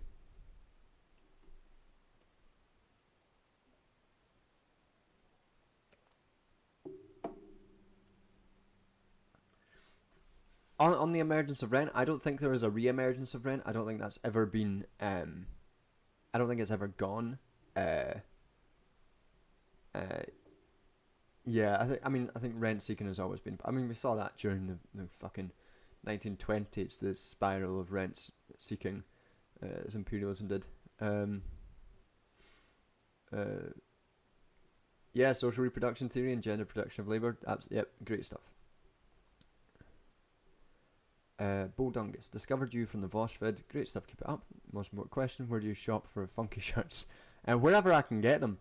I need to get some more. I've painted myself into a corner. I've said this before, where everyone just expects me, and now I have this expectation to be wearing funky shirts all the time, and I just have to keep buying them, and it's painting myself into a corner. I do like a funky shirt, but whew, it's tiring finding them all the time. Going back to what you were saying earlier, I love how trans-Marxism features a broad range of voices, not just from the usual intellectual institutions. Yes, and I also like how it's presented not fully in like a traditionally academic way. Like there's chapters with poetry and chapters with conversations. There's one chapter I think it's Conversations in Bristol, which I did read it. I was a little bit drunk on a night bus home, and when I read it, but it really like got to me on an emotional level, which is not something you tend to like sort of expect from a book like that, like which appears at first glance to be like an academic book. You don't really tend to imagine you're feeling getting emotional during it, but it did make me kind of emotional. It was really good.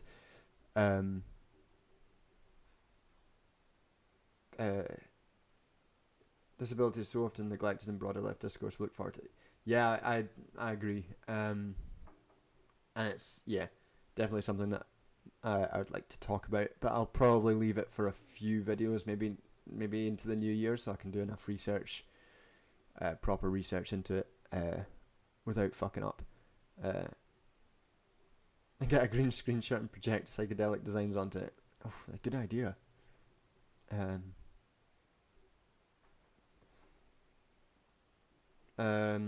you find global capital prevents major wars in a weapons of mass destruction, raise the stakes sort of way that causes constant violence towards the global south but gives the West a cruel sense of security? No, I don't think it does. And it's that's always a big thing.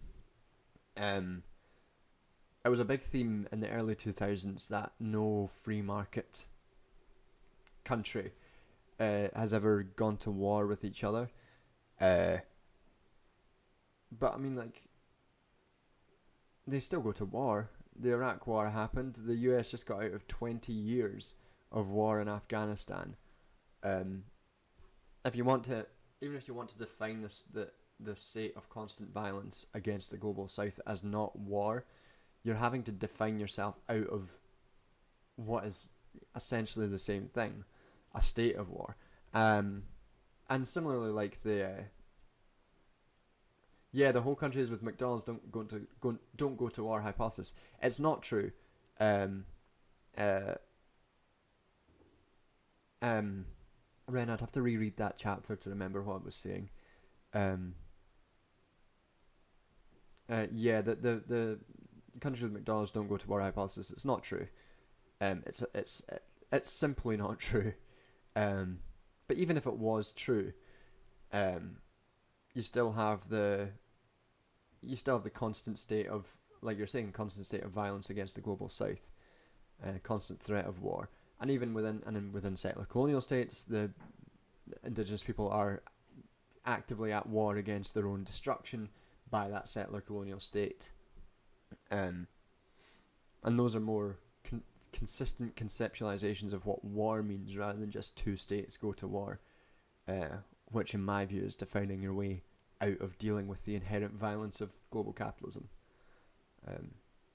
It's not true, and even if it was, it would be a stupid point. Which formal discipline is the worst, and why is it Paul IR? Paul IR is bad. Economics is also bad. Which formal discipline? Yeah, having been in politics and international relations departments, they're bad. Thanks for the super chat. What do I think of Nicola Sturgeon's government so far? It's a neoliberal government. Lots of Scottish nationalists don't want to admit it, but the SNP have always been and will always be neoliberals. They're just New Labour, but with a big fucking Scottish flag over them. Not a fan of. I mean, what was a fun policy that the SNP put in during the pandemic? Something I was almost nostalgic for. They put in a policy for giving councils more money to set up bus routes, but made sure that the only way they could set up bus routes wasn't through any sort of council funding or direct public transport, but that had to be exported into the private sector. It was classic. It was classic New Labour neoliberalism. And they've continued to do stuff like that all the time. Their inability to help renters during the pandemic, the ways that they have. Here's an interesting thing. The SNP. So I know someone who works in planning in Scotland, and one thing that he talks about a lot is how any planning laws which are put in place are immediately rescinded or are overlooked by SNP governance so that they can give their friends free reign to develop on any land that they basically want to, and it's all done at the whim of developers, which indicates a very neoliberal way of doing things within government. Basically, they're neoliberals who pretend that they're further left than they are, and they get a lot of help from being slightly further left than the Tories, so they can pretend that they're progressive, but they're not really.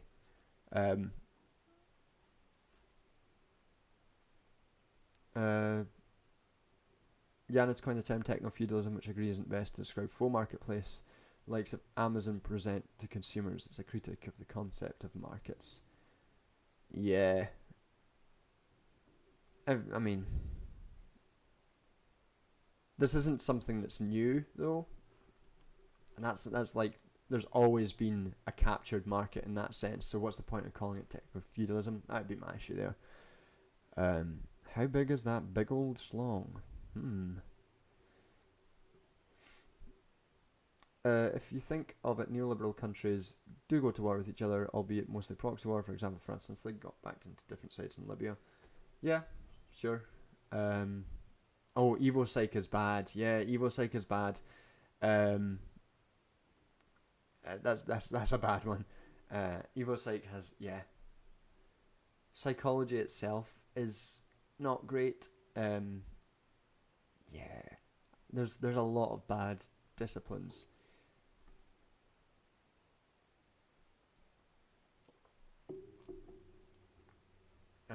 This happens when all your politicians are property developers or tightly connected developers. Yeah, corruption is corruption. Technocracy is it a worthy goal to support Scottish independence if it severs the interests of Scottish bourgeois balkanising itself from the English one? That won't happen. The bourgeois will easily cross the borders in that sense. You can support Scottish independence if you want, but it's not going to be any sort of radical movement.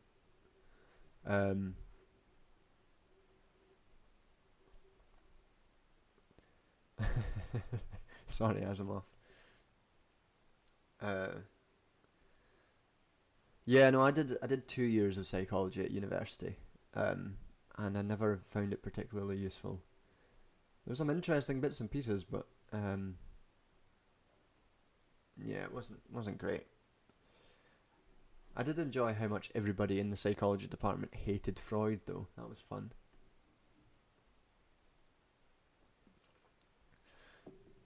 I started university with such a cursed roster of things to do. I started an undergrad in politics, or political science, whatever you'd call it. Politics, journalism, and psychology. That was the 3 I started with, and I quickly became disillusioned with all of them, being as I was a sort of baby Marxist. None of those disciplines were very welcoming to that.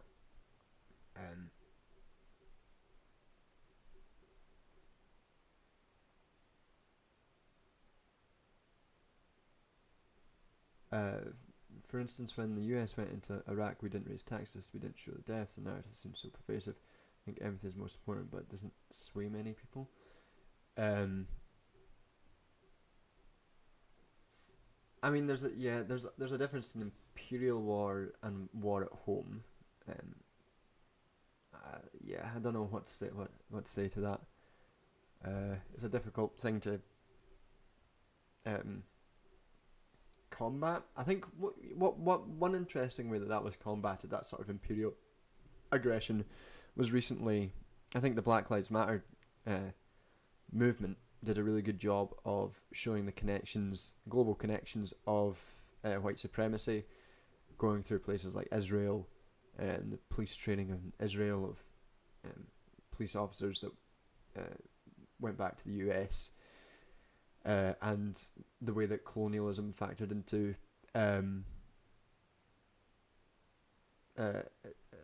sorry, I lost my train of thought. If the policing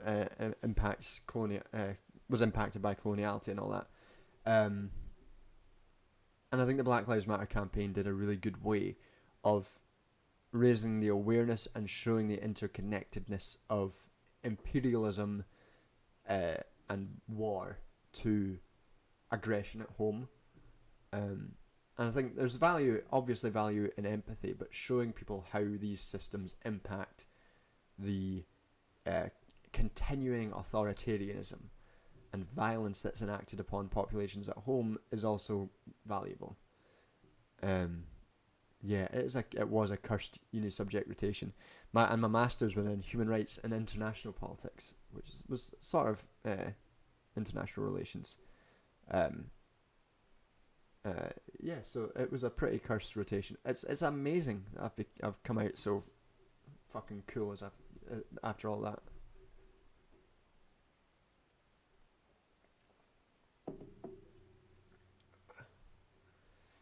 I love watching videos like JTD because he does address cruelties, but if my left-leaning poli-sci department push these narratives, what chance do we have in major schools? I mean, yeah. The problems with universities at this point, are structural. Universities are fucked, man. As someone who's trying to get a job, or wants to get a job teaching at a university, they're fucked. The way that university works a lot right now, Oh, thank you to sorry, both people who said said well done on the 10k subs. It's, thank you, very kind of you. Yeah, universities are fucked. We'll move on from there. They're fucked. Oh, tourism was just business studies. That's bad. Yeah, Andy Screechy, you're right. The connections to the civil rights movement in Vietnam are really strong and really important. Oh my God. Jesus Christ. Dylan DeMond. That sounds. I hope she's safe. I hope she can find a way to get safe. That sounds horrible. Jesus.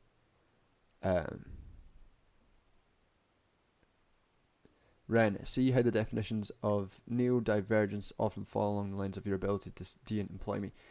Yeah, we're circling the social reproduction neoliberalism drain again, as we often do here. Yeah, so both neoliberalism, both universities and psychology, especially before neoliberalism, but especially since then, have been fully reoriented in a way that produces workers.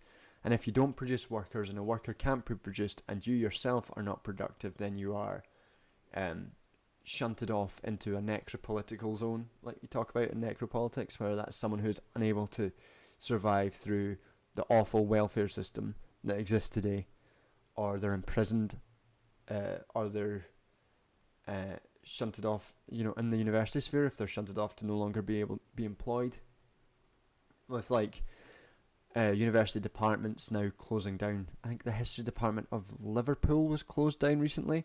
The full history department, which is absurd, and the government fully reducing funding for anything that isn't useful in the sphere of STEM. Which in itself is stupid because there's already an overproduction of STEM graduates. It's fucking terrible. The world is fucked.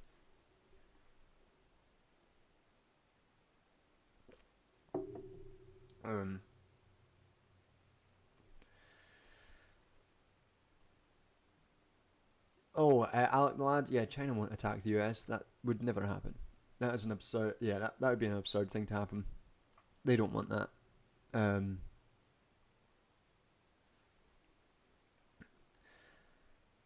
Yeah. Will we hang about until 10 o'clock? And then 10 o'clock. My lips and teeth have become even more wine stained. So we say go vibe until 10 o'clock, and then call it a day. Then does that sound good to everyone?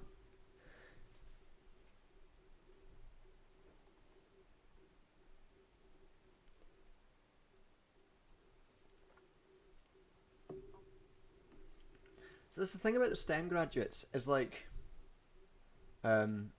thank you, Roland Wells. You're very welcome. Yeah, the thing about focusing on STEM is that there's an oversupply of STEM graduates right now. I know so many STEM graduates who can't find jobs because there aren't jobs in those fields, but because there's an idea that this produces productive work, the government funnels all this money into it. It's one of those things that you can see the lie of the fucking free market bullshit, productive labour bullshit, because it obviously isn't contributing to the economy. Finally someone says that there are too many STEM grads. Yeah. I mean there just are. Hey, thanks Davil, thanks for hanging out and answering those questions. Thank you, John Fuller. I appreciate you being here.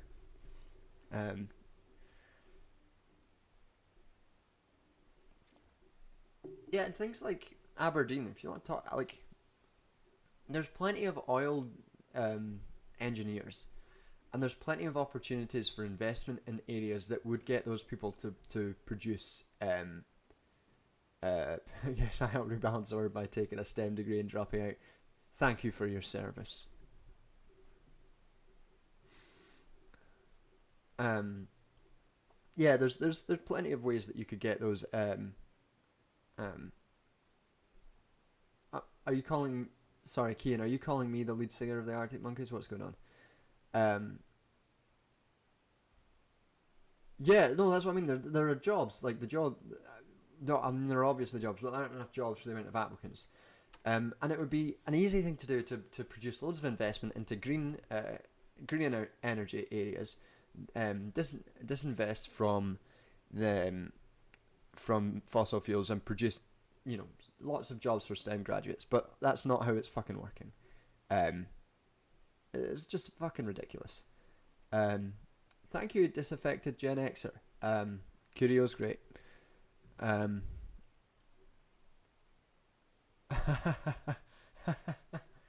Thank you, Tim Litton. That was very kind. I appreciate it. I hope you've managed to stand up. If you don't die, have a wine. Gotta get that printed on a T-shirt. If you don't die, have a wine.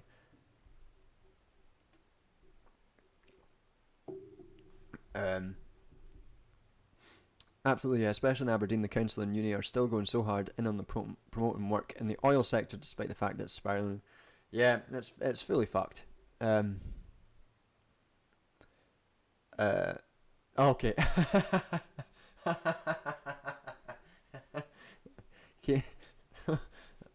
Okay, Kian. So like, I've got friends who work in tech as well. The only jobs available in like software engineering being startups and fucking banks. Is what we used to hear in university all the time when I was an undergrad. Oh, about 7 years ago now. Time is wearing away. We used to hear that like getting into computing and software engineers, the one area where there's always going to be jobs, but don't want to die, have wine. Thank you, Tinfoil Pain. If you don't die, have wine. Oh my god, I'm gonna have to start drinking wine for every stream now and saying that. Yeah, and now just every software job is fucking working in a startup that wants to track how many bathroom breaks an employee takes, or working for a bank owned by drug laundering, terrorist funding bastards. Yeah, it's fucked. Well, the bots are getting weird, aren't they? Cara,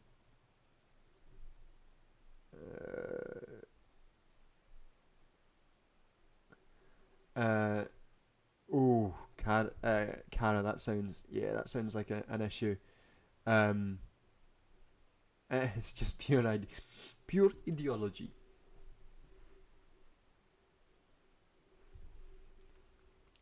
Oh. Hope I smile. Yeah. I have lots of friends who worked in economics degrees and just ended up working in insurance, and I don't know why, but that just makes me really sad. Oh my god. Oh, wait. Luckily Queen Elizabeth II is feeling better. Feeling better from her hospital bed to ask for my OnlyFans. She's not dead, but she will when I send her my OnlyFans.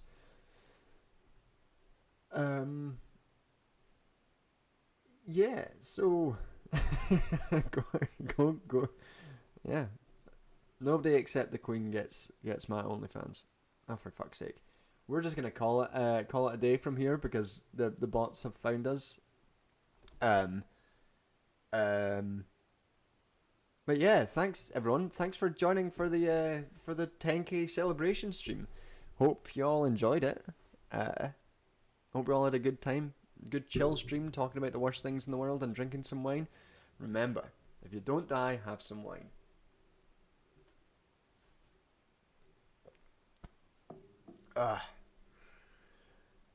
Call it a day there, I think.